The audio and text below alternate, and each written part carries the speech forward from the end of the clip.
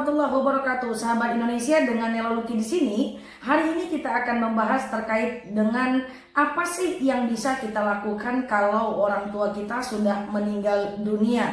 Banyak teman-teman yang bisa kita lakukan sebagai pengabdian untuk orang tua kita kalau orang tua kita sudah meninggal dunia. Nah, apa sih yang bisa kita lakukan? Sebelum teman-teman saksikan video ini, teman-teman jangan lupa subscribe dulu ya videonya dan klik tombol loncengnya agar teman-teman selalu dapat video terbaru dari saya. Dan ini cukup kok untuk menyemangati saya untuk mengembangkan channel ini dan agar channel ini berkembang serta bisa bermanfaat untuk orang lebih banyak. Nah teman-teman, saya tunggu 5 detik dari sekarang.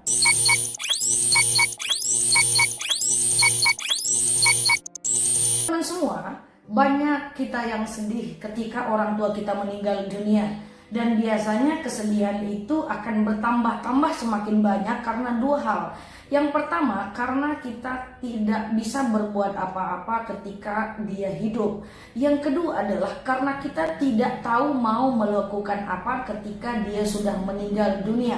Nah, dua hal ini menyebabkan kesedihan kita terus bertambah ketika orang yang kita sayangi meninggal dunia. Nah, teman-teman, video ini saya akan menginformasikan kepada teman-teman semua tentang apa sih yang dapat kita lakukan untuk orang tua kita, untuk saudara kita, untuk seluruhnya ketika mereka telah meninggal dunia. Saya awali ini dengan satu teks hadis yang mengatakan bahwa ketika meninggal Bani Adam, maka terputus amal Bani Adam itu kecuali 3 hal. Doa anak yang soleh, ilmu yang bermanfaat, sedekah jariah. Teman-teman, hadisnya ini benar bahwa ketika orang sudah meninggal maka udah terputus amalnya untuk orang yang meninggal dunia, kecuali 3 hal. Tapi ingat teman-teman, yang terputus adalah amal orang yang meninggal saja. Ya, dalam hadis itu inqata'a amaluhu, terputus amalnya. Amal yang terputus itu hanya amal orang yang meninggal dunia. Adapun amal orang hidup untuk orang meninggal itu tetap tidak terputus. Faktanya, banyak sekali Rasulullah mengajarkan kita untuk mendoakan kaum muslimin dan muslimat yang telah meninggal dunia. Nah, pertanyaannya adalah, apa sih Kak Nela yang dapat kita lakukan untuk saudara kita yang meninggal dunia? Yang pertama adalah kita khatamkan Quran untuk orang tua kita yang meninggal dunia. Aduh, gimana Kak caranya? Caranya begini teman-teman. Teman-teman beli Quran yang buatan Madinah yang satu juznya itu 10 lembar. Nah teman-teman, ketika satu juznya 10 lembar, berarti teman-teman coba baca 2 lembar setiap habis sholat. 2 lembar subuh, 2 lembar zuhur, 2 lembar asar, 2 lembar maghrib, 2 lembar isya. Nah teman-teman, 2 lembar berarti 4 halaman. Teman-teman baca itu dalam satu hari berarti 2 lembar kali 5 kali sholat berarti 10 lembar. Artinya dalam 30 berarti 1 juz dong.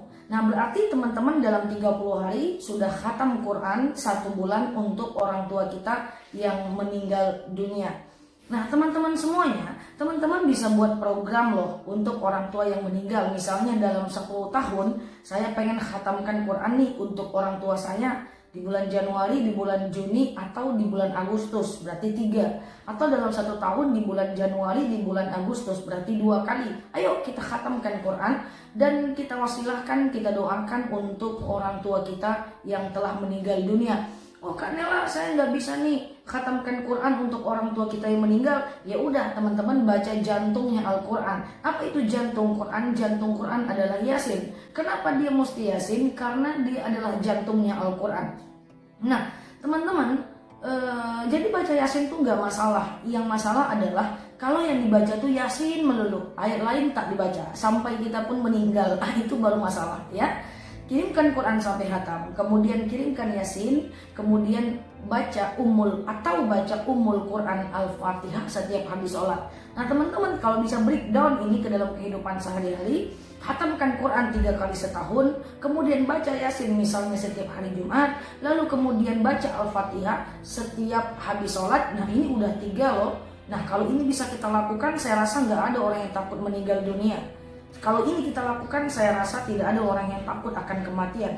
Kalau ini kita lakukan, saya rasa tidak akan ada orang-orang yang jahat, karena orang-orang selalu ingin berinvestasi untuk kehidupan akhiratnya, sehingga kalau dia meninggal dia pengen didoakan. Nah teman-teman semuanya, ini yang ketiga. Yang keempat adalah teman-teman, apa yang bisa kita lakukan untuk saudara kita yang meninggal dunia? Yang keempat adalah kita senantiasa melakukan wasilah. Apa itu wasilah? Wasilah itu adalah menjadikan amal kita untuk menghubungkan agar doa kita dikabulkan. Saya ambil contoh, misalnya kita baca Quran lalu kita berdoa, ya Allah ya Tuhan, saya baca Quran, mudah-mudahan dengan baca Quran ini lapanglah kuburan emak saya. Ya Allah ya Tuhan, saya infak, mudah-mudahan dengan infak ini ringan siksa kubur atuk saya misalnya. Ya Allah ya Tuhan, saya sedekah, mudah-mudahan dengan sedekah ini dapatlah orang tua saya menjawab pertanyaan malaikat di kuburnya. Ya Allah ya Tuhan, saya infak, mudah-mudahan dengan infak ini ringan siksa kubur orang tua saya. Nah wasilah ini adalah mengganti amal kita untuk kebaikan orang yang meninggal dunia. Teman-teman, sering saya dapat pertanyaan, wasilah itu beda loh dengan nazar. Kalau wasilah kita berbuat baik dulu dan kita berdoa atas kebaikan kita. Tetapi kalau nazar dia tercapai dulu, baru kemudian kita berbuat baik. Tapi ingat ya, nazar ini harus jelas. Misalnya kita berdoa, ya Allah nanti kalau lahir anak perempuan saya akan potong kambing 1 ekor. Kapan? Jelaskan waktunya. Jangan ketika kita bernazar, ya Allah nanti saya ketika saya anak saya lahir wanita perempuan, saya akan bernazar potong 1 ekor kambing. Anaknya udah gede, kambing nggak juga dipotong-potong. Ya Allah kalau saya lulus PNS nanti saya umroh, udah golongan 4A umroh kagak jadi-jadi. Jadi nazar itu harus jelas waktunya. Ya, jangan nazar itu nggak jelas waktunya. Oke, nah wasilah itu adalah melakukan sesuatu untuk orang tua kita yang meninggal dunia. Ya, untuk orang tua kita yang meninggal dunia, itu yang nomor 4. Yang nomor 5 adalah teman-teman, adalah ziarah. Kita pergi ziarah ke makamnya. Suatu ketika Rasul jalan di antara 2 kuburan. Kuburan sebelah kanan ada mayat yang sedang disiksa karena kencing tak cewek. Kuburan sebelah kiri, kuburan sebelah kiri ada mayat yang sedang disiksa karena kencing berdiri.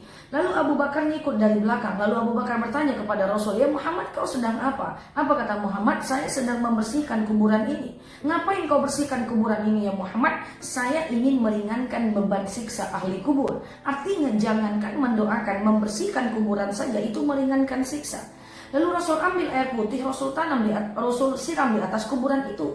Lalu kemudian Abu Bakar bertanya, ngapain engkau ya Muhammad? Maka Muhammad berkata, saya ingin memberikan istirahat siksa bagi ahli kubur sampai air ini kering. Maka adat Indonesia tak bertentangan dengan syariat dalam sebuah jurnal. Kenapa? Kalau kita ke kuburan kan kita bersihkan kuburannya, itu ringan siksanya. Kita siram pakai air, maka istirahatlah siksanya. Makanya kuburan itu ya jangan dikasih atap deh, karena setiap air hujan yang jatuh itu mayat tidak akan disiksa sampai air itu kering. Makanya hujan itu rahmat bagi sekalian alam, rahmat bagi tumbuhan, rahmat bagi hewan, rahmat bagi ahli mayit. Nah teman-teman semua, katanya Kanela ziarah kubur itu nggak boleh. Ya dulu memang Rasul pernah mengharamkan wanita untuk ziarah kubur, tetapi hadis itu sudah mansuh dan sekarang dibolehkan.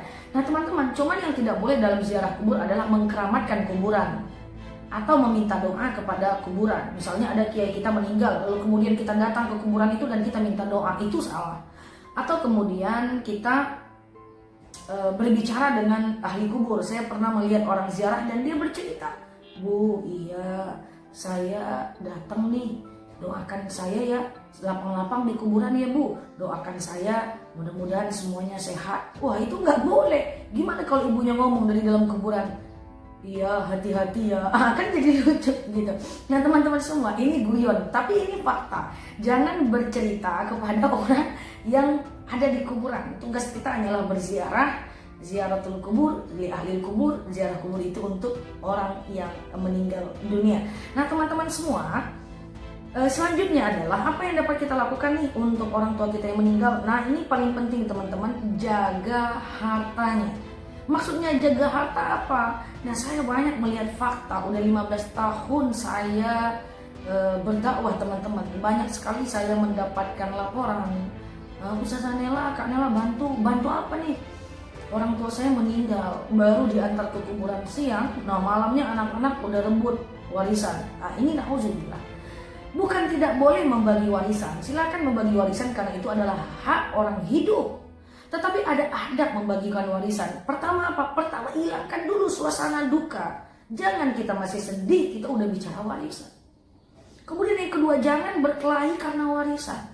Kenapa? Karena kalau kita berkelahi karena warisan, itu orang tua kita tak tenang, teman-teman. Dan tidak ada orang yang selamat ketika memakan warisan yang banyak. Sisakan untuk orang yang meninggal. Kenapa? Ya bisa wakaf atas nama dia, bisa infak atas nama dia, bisa kurban atas nama dia, ya. Sehingga orang tua kita merasakan dari usaha dan kerja kerasnya. Ya bisa beli semen dan kemudian diinfakkan ke masjid atas nama dia. Nah, ini merupakan satu momentum kita untuk berbakti kepada orang tua kita. Nah, teman-teman mungkin pernah lihat Quran Yasin yang ada foto orang di depannya, atau teman-teman pernah lihat Al-Quran yang ada foto orang di depannya. Nah, ada bapak-bapak yang datang ke tempat saya dan dia protes, Ustazah Nela, Kak Nela, tolong sampaikan ini kepada jamaah bahwa ini syirik. Saya bilang, dari mana Pak syiriknya? Ya ini kan syirik, masa di Quran Yasin ada foto orangnya? Pak, ini bukan syirik. Ada seseorang yang meninggal dunia, lalu orang meninggal dunia ini meninggalkan harta, lalu kemudian anaknya soleh, lalu anaknya mencetak Quran Yasin, lalu ditaruhnya foto bapaknya di depan. Innalillahi wa inna ilaihi raji'un, telah berpulang ke rahmatullah ayahanda kami Fulan bin Fulan, mohon doa. Lalu dia bagikan Quran ini kepada orang banyak.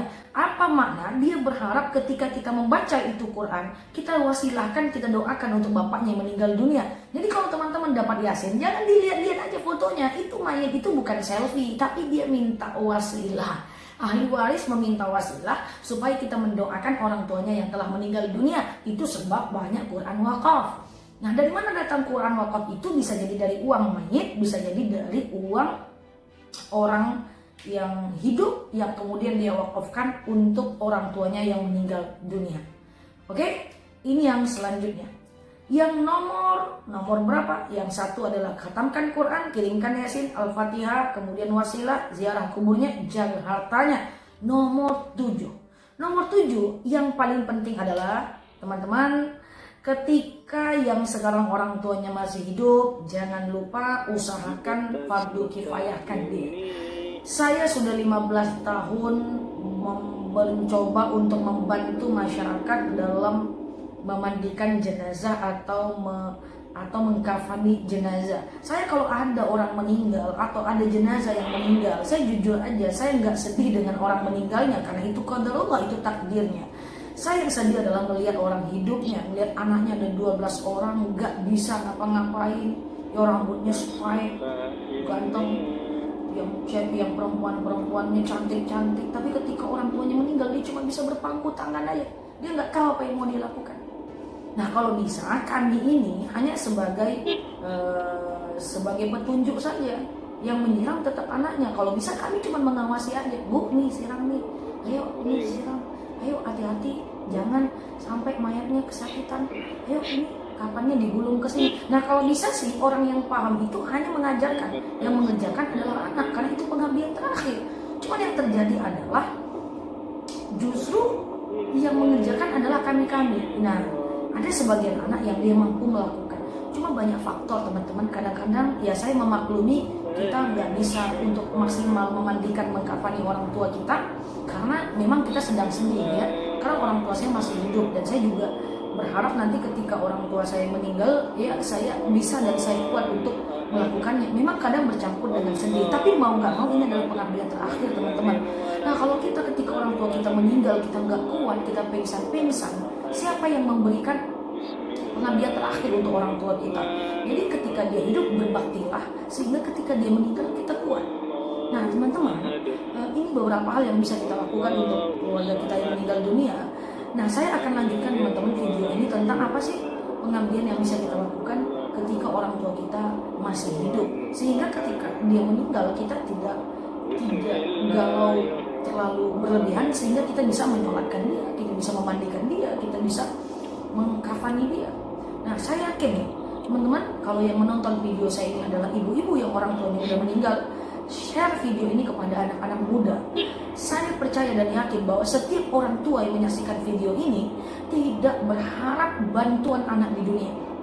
Karena anak ini kalau kita besarkan misalkan dia yang laki-laki S1, S2, S3, S cendol, S pukat, S tontong, belum lagi dia balas budi, dia udah punya istri. Betul tidak? Betul. Tulis di kolom komen jika katakan betul. Kalau dia perempuan, belum kita besarkan dia cantik-cantik, belum dia sempat balas budi, dia udah nikah lagi dengan orang, dia udah nikah dengan orang lain, malah cucu yang dititip ke kita.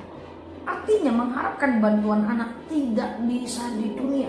Kenapa kita harus solehkan anak kita? Karena bantuan yang kita harapkan investasi untuk anak adalah ketika kita sudah meninggal. Ketika dia sudah meninggal, dia tahu apa yang mau dia lakukan, maka ini akan menjadi investasi kita. Kita lagi dicambuk nih oleh malaikat, datang anak kita nyiram, berhenti malaikat menyiramnya. Jadi teman-teman, jangan lupa share video ini sebanyak-banyaknya, karena ini kebanyakan harus diketahui oleh anak muda, supaya dia bisa tahu apa yang dia lakukan untuk orang tuanya yang meninggal dunia. Saya simpulkan, kirimkan Quran sampai khatam, kirimkan Yasin, Al-Fatihah, berbanyak wasilah, ziaratul kubur, jaga hartanya, dan fardu kifayahkan kalau dia meninggal dunia. 7 hal ini harus diketahui oleh anak muda supaya kita masih bisa bermanfaat kalau orang tua kita sudah meninggal. Sehingga kalau orang tua kita meninggal, kita tak bingung, kita mau ngapain ya. Bahkan saya sedih betul, ada seorang anak yang dia nggak tahu di mana kuburan orang tuanya. Ternyata kuburan orang tuanya sudah bercampur dengan ilalang, nauzubillah. Buat apa anak dibesarkan 12 orang, 15 orang tetap menjadi begitu? Oh, Ustazah Nela, Kak Nela, saya tidak, anak saya ternyata tidak berbakti sampai sekarang masih jadi anak yang tidak baik. Jangan berputus asa, wala ta'asu min ruhillah. Jangan berputus asa atas rahmat Allah. Bisa jadi ketika kita akan meninggal dia bertaubat. Bisa jadi ketika kita sudah tiada dia juga bertaubat. Kita tetap berharap anak kita ini berada di jalan yang benar supaya dia menjadi anak yang soleh. Walaupun sekarang dia belum soleh, kita jangan berputus asa karena kita bukan memberi hidayah. Allah yang akan memberi hidayah pada tempat yang tidak kita duga-duga. Kalau anaknya soleh, pertahankan, berikan pujian, berikan yang terbaik. Kalau anaknya belum soleh, jangan putus asa. Anak-anak yang soleh tetap akan bisa melakukan ini dan hidayah Allah tak datang kecuali bagi orang yang mau menjemputnya, dan kita nggak tahu kapan di mana hidayah itu datang. Share video ini, like kalau teman-teman suka, dislike kalau teman-teman nggak suka, dan jangan lupa sekali lagi subscribe video ini, dan teman-teman silahkan tonton video saya yang lain supaya bisa lebih bermanfaat. Nah teman-teman semuanya, demikian dari saya Nilki. Sampai ketemu di video-video selanjutnya, dan demikian, assalamualaikum warahmatullahi wabarakatuh.